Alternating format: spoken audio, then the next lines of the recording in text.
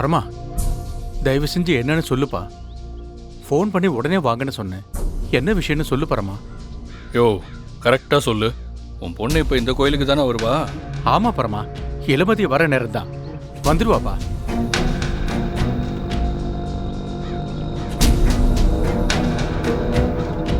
ஓ பரமா, இளமதி வந்துட்டா.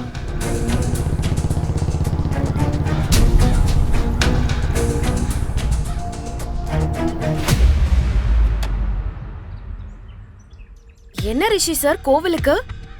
ஒன்றும் இல்லை இளமதி, சும்மா தான் வந்தேன். நீங்க எங்க இங்க? நான் எப்பவுமே கோவிலுக்கு வந்துட்டு தான் கடைக்கு போவேன். அப்படியா? சரி வாங்க.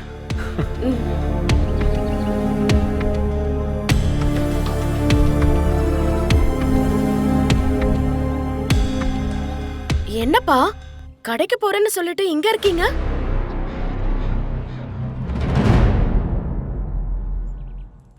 நீ திருடல நிரூபிக்கிறதுக்கு இளமதியை பார்க்கணும்னு வெயிட் பண்ணிக்கிட்டு இருக்க. அதை பண்ணவே முடியாது. அதை நடக்காம இருக்கிறதுக்கு என்னென்ன பண்ணணுமோ அது எல்லாத்தையும் இந்த ரிஷி ஏற்கனவே பண்ணிட்டான். என்னப்பா உங்களை தானே கேக்குறேன். இல்லம்மா, பரமன் உடனே கோயிலுக்கு வாங்க, ஒரு முக்கியமான விஷயத்தை பத்தி பேசணும்னு சொன்னான்.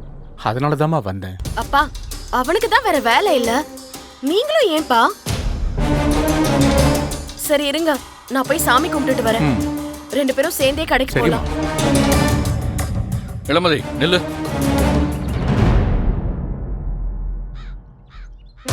இப்ப சாமி கும்பிடுறத விட ஒரு முக்கியமான விஷயம் இருக்கு. ஒரு நிமிஷம் இரு. என்னப்பா இதெல்லாம்?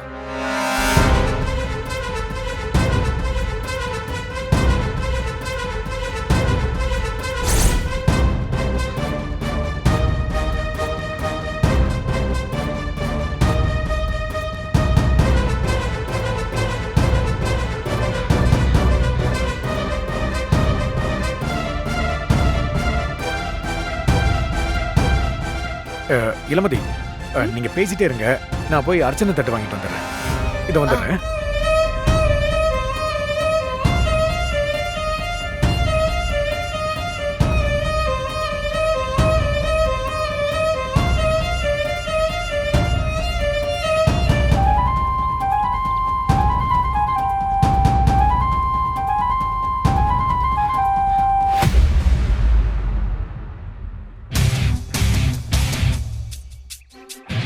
வணக்கம்மா.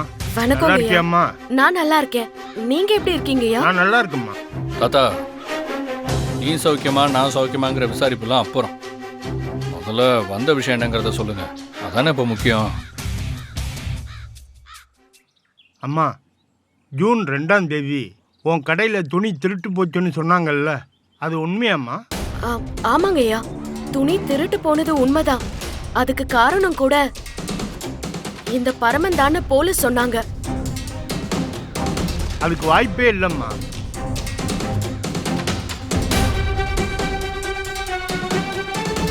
என்னங்கய்யா சொல்றீங்க? உன் கடையில் துணி காணாம போன அன்னைக்கு பரம நாள் முழுக்க எங்க ஆசிரமத்தில் தான் இருந்தாப்புல. ஏன்னா அன்னைக்கு நம்ம கணேசனோட 75வது பிறந்தநாள்மா. அன்னைக்கு பரம எங்களோட இருந்து அதை விமர்சையா கொண்டாடினாப்புலம்மா. என்ன சொல்றீங்க? ஆமாம்மா, பரமனுக்கு அப்பா அம்மா சொந்த பந்தம்னு யாருமே இல்லைம்மா. நம்ம ஆசிரமத்தில் யாருக்கு பிறந்த நாள் வந்தாலும் அன்னைக்கு பரம வந்து புது துணியை எடுத்து கொடுத்து கேக்கு வெட்டி எல்லாருக்கும் சாப்பாடு போட்டு எல்லாத்தையும் செய்வோம்மா. அதனால தான்மா சொல்கிறேன், அன்னைக்கு பரம எங்கள் கூட தான்மா இருந்தாப்புல.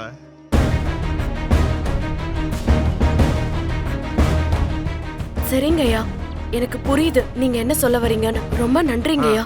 சரிம்மா, அப்போ நான் வரட்டுமா? வாங்க. சரிம்மா, வரேங்க. இன்னைக்கு நம்ம சிவகாமிக்கு 63வது பிறந்த நாள். ஞாபகம் இருக்கு தாத்தா, நான் கண்டிப்பாக வந்துடுறேன். சரி தம்பி, அப்போ எல்லாருக்கும் போயிட்டு வரேன். வரேன். வாங்க.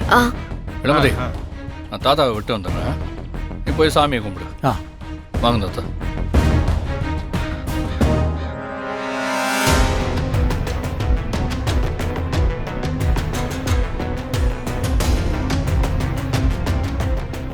நீங்கள் கிளம்புங்க. சரி பரமா, அப்போ நான் சரி. புறப்படுறேன்.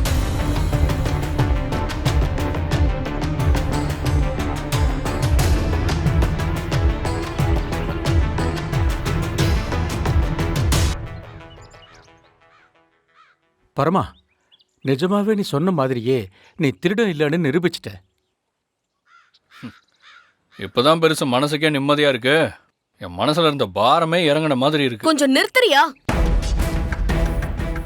என்ன அந்த பெரியவரையும் உருட்டி மிரட்டி பொய் சொல்ல வச்சுட்டா நான் நம்பிடுவேனா?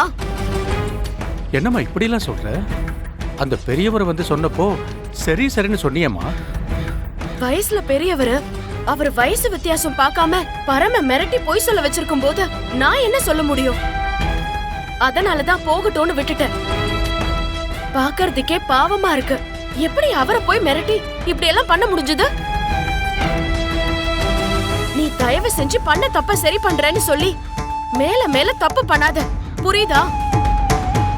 ஏமா, பரம பொய் சொல்ல வச்சிருக்கான்னு எப்படிமா சொல்ற? அததான்ப்பா நானும் சொல்றேன். அவர் சொன்னது உண்மைன்னு நான் எப்படிப்பா நம்புறது? பரமனுக்கு மிரட்டுறது, அடுத்தவங்கள பொய் சொல்ல வைக்கிறதெல்லாம் ரொம்ப சகஜம்பா.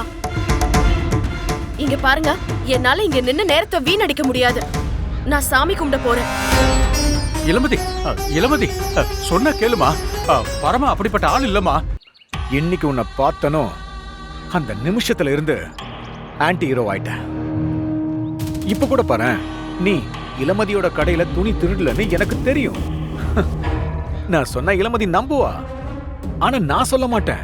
அது மட்டும் இல்ல, திருட்டு நடந்த அன்னைக்கு நீ அந்த இடத்திலே இல்ல. நீ அந்த துணியை திருடலன்னு அந்த ஆதரவற்ற பெரியவரை கூட்டிட்டு வந்து இளமதி முன்னாடி நிரூபிக்கணும்னு நினைச்சல்ல, அதுவும் சொதப்பிக்குச்சு. பாவம், உன்னை பார்த்தா ரொம்ப பாவமா இருக்கு. உள்ள போயிருக்கிற இளமதி திரும்ப வந்து உன்னை வீட்டை விட்டு வெளியில போடான்னு அவ கையாலேயே உன் கழுத்தை பிடிச்சி வெளியில தள்ளுவா. அத நான் கண் குளிர பார்த்துட்டு நான் பாட்டுக்கு என் வழியை பார்த்துட்டு போயிடுவேன். போலீஸு, இந்த பரமனை பத்தி உங்களுக்கு இன்னும் சரியா தெரியல. இத பாரு பரமா, எனக்கு தெரிய வேண்டாம். எனக்கு வேண்டியதெல்லாம் அந்த இளமதி உன்னை பத்தி தெரிஞ்சுக்கணும். உன்னோட மோசமான முழு பக்கமும் தெரியணும். உன்னை பத்தி நல்ல விதமா தெரியறதுக்கு நான் விடவே மாட்டேன், புரியுதா? யோ, எனக்கு ஒண்ணு மட்டும்தான் ஏன் புரியல. உனக்கு ஏன் என்னை கண்டாலே ஆகல? நானும் சரி பிரச்சனை வேண்டாம் வேண்டாம்னு ஒதுங்கி ஒதுங்கி போனாலும் நீ என்னை விடவே மாட்டேங்கிறிய. ஏன்?